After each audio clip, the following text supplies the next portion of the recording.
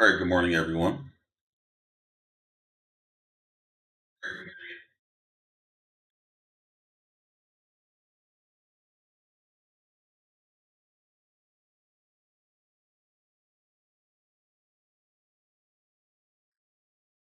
All right, let's get started. Second here.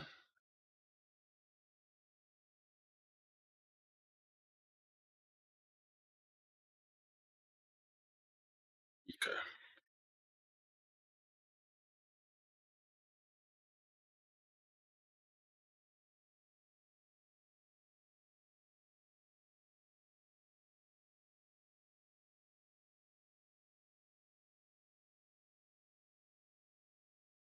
All right, let's review what we had yesterday. Let's do that first.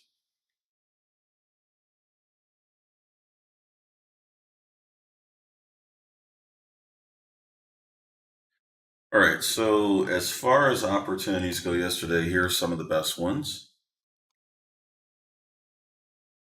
We had First Solar,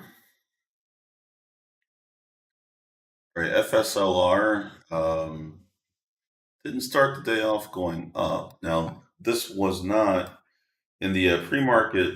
FSLR was not one of the stocks that was identified. Um, But either way, it did move pretty well. So start the day going down, then turns around, begins a pretty good uptrend. So definitely there was a few opportunities to exploit that on the way up. Now, RETA was identified in the pre-market, but most of the movement occurred towards the end of the day. So in other words, at the beginning of the day, it did make a couple of attempts to break out, but they this one failed and that one failed, and finally got on a trend in the middle of the day, which took it from about $87 up to about 94. So there was definitely some opportunity here, and in the interim, there were some quick ins and outs that may have happened, but this, obviously this would not have worked if you tried to buy. It failed pretty quickly, and then on the rebound, it did keep going for a while, but still wouldn't keep going up. So therefore, I would say there are two situations where it really didn't offer any good opportunities, and then later on it did. So that was it took a while for it to get moving. Now, the best mover yesterday was CDIO. Now, this was not a stock that was identified pre-market. We did not, at least I didn't bring it up on the radar pre-market. Um, so looking at the action here, I think where's the start? Right there. Okay, so there's the start of the day right here, right? So pretty much after it gapped up another day, it just went sideways. So when it opened up yesterday, it didn't do much. And then later on the day, it started to move up, but this is where I believe most of the people that caught it right here, where it had the big breaking move. And then after that, it did a classic uptrend pattern where it's move up, consolidate, move up, consolidate, move up, consolidate, move up, consolidate, move up. And then here, that's where we get to the end of the day, where it's basically starting to top out. So CDIO was a great mover. I noticed that a number of you were able to take advantage of that, even though that happened while I was away from the broadcast. But nevertheless, you guys know what to look for. So therefore, you let everyone know, and good job on that. All right, now next up we got TCOM. This one took forever to move. It started the day off moving up, then it had a very sharp decline here. Then after that, it began to rebound and move back up, and then get on a trend that lasted for quite a while. Okay, now this trend wasn't the fastest, it wasn't the smoothest, but it was very consistent, which is pretty much all you really need. So it did have a brief pause here, but again, as I mentioned, that's a pause and then a resumption of the trend. So TCOM had a pretty good move. This was definitely exploitable. Wasn't a huge move, however. Okay, like for example, from here to there is only about 20 cents of movement, and from here to there, that's about 20 or let's just say 30 cents movement. So these are not large moves, but they were exploitable. All right.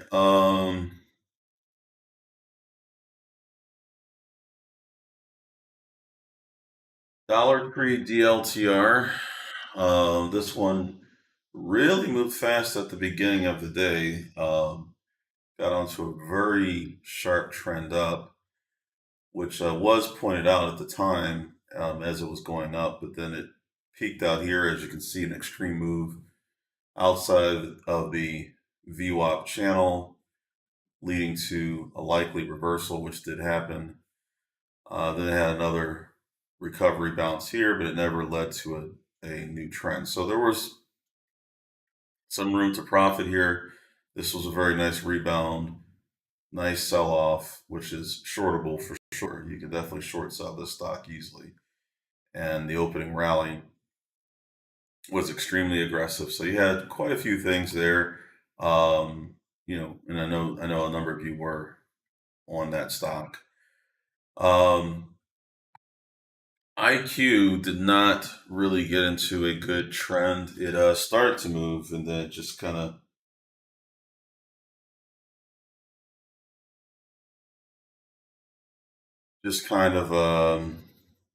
fell apart, sold off very sharply.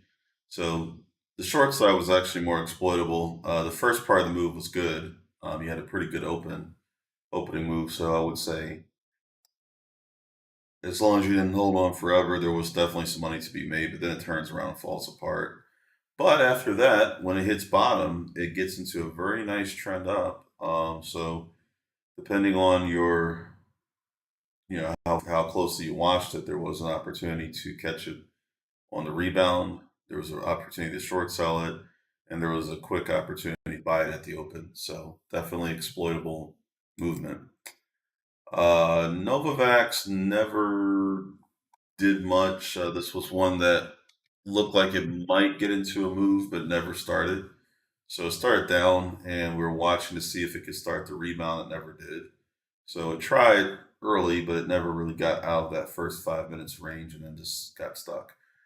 So is there a good chance? There is a good chance that people could buy this at some point and move it back up.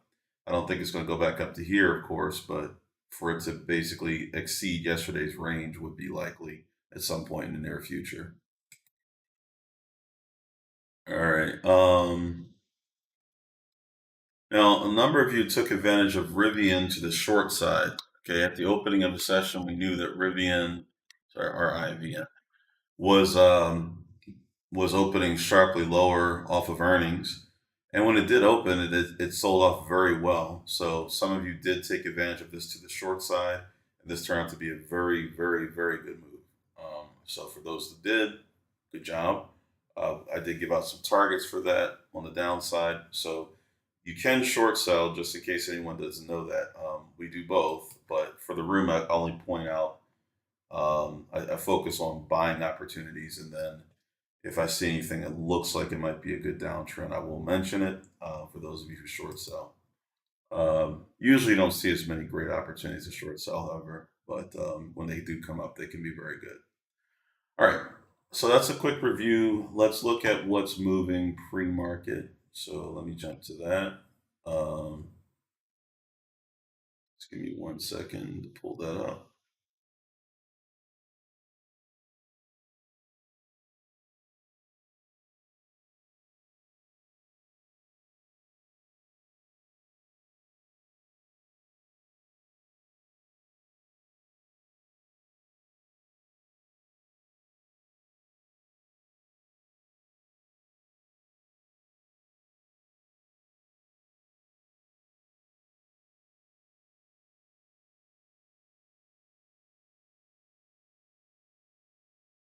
Okay, so CDIO is definitely still active. So we probably want to look at that at the open. Let's just see what it looks like now. All right, currently trading 2.5 million shares, 13%. Good. All right, so we're going to add that to the radar for today. CDIO. Now, don't expect it to repeat yesterday's performance just because it did well yesterday. Doesn't mean it's going to do nearly as well today. Okay, so It might do something good, but don't count on it. Just see what happens. Okay.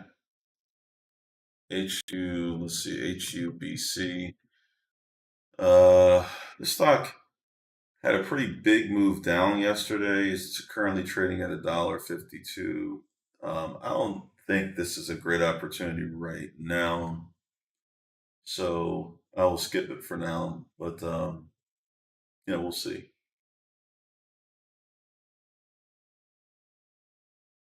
All right, we'll come back to that, but we'll see what happens there. Um, yep, I want to go over that. Thank you.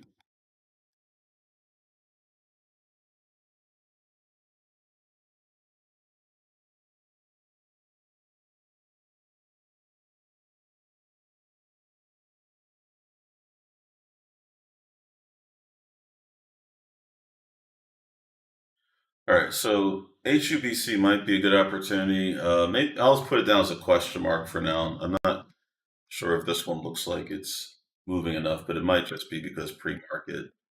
Um, Maybe it's just because there's not a lot of people that trade this pre-market. I don't know. So let's look at our next stock, which is RADI. All right, currently trading 13 million shares, 4.46%. It's actually up off of earnings. So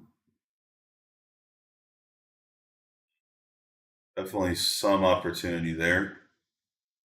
So I'll put that on the radar. I'm not sure if it's going to be a great mover now. I mean, the earnings have already hit, so it might be that they've already done all the movement necessary. I'll add it anyway.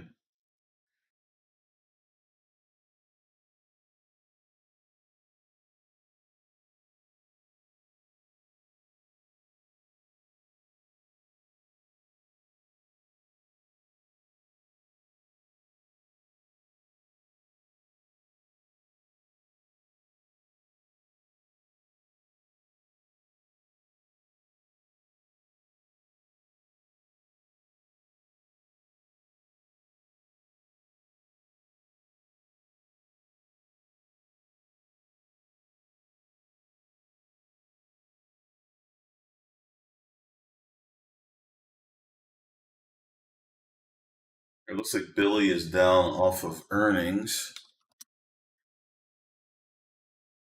currently down 8.44%. It's not trading a lot of volume, so I'll skip it for now. All right, ONCS, of course, that is up. So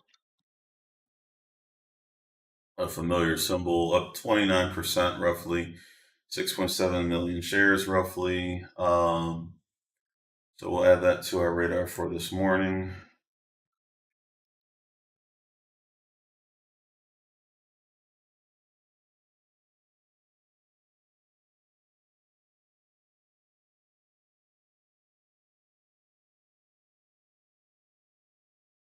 So let's take a look again at Rivian. Okay. Looks a little slow this morning, but we'll see at the open if it's moving. I'm not going to put that on our list to watch at the open. I'll just make a note to myself.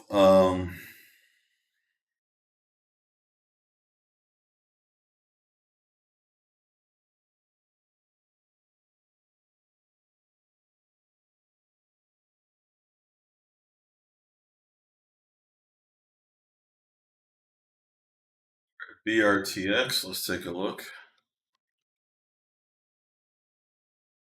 3 million shares, 40%. Yeah, I mean, I do see that this is pretty active. So BRTX will be on our watch list for this morning.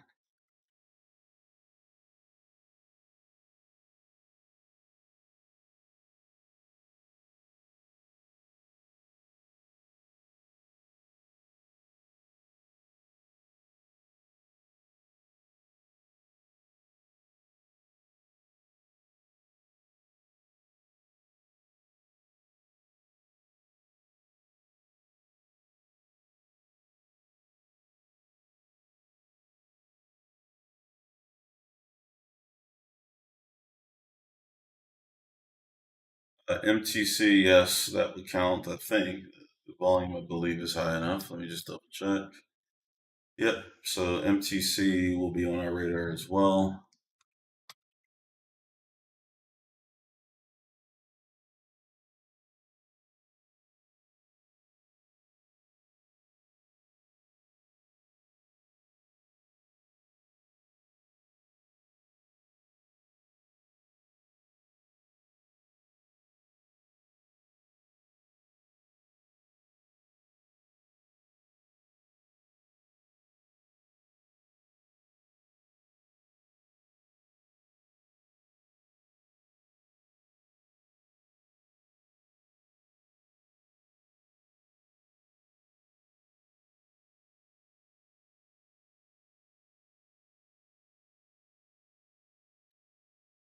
Um, More I want to check out CSNOA. I don't think it's trading enough volume. Oh, it is actually 1.5 million shares. SONA did move a bit pre-market. I don't know if it looks that good, so I'll leave it alone. It's trading enough volume, but doesn't appear like it really wants to move today.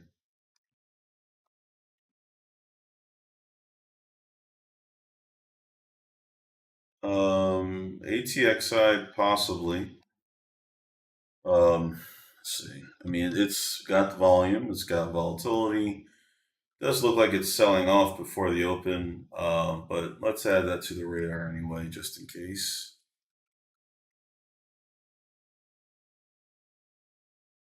Let me just do a quick look over my list.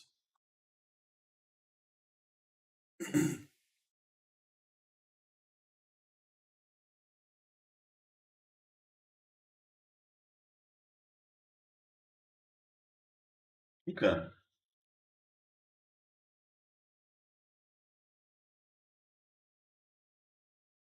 All right, for today, we've got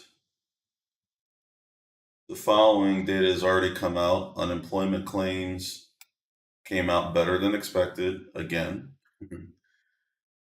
Revised non-farm productivity quarter over quarter came in better than expected.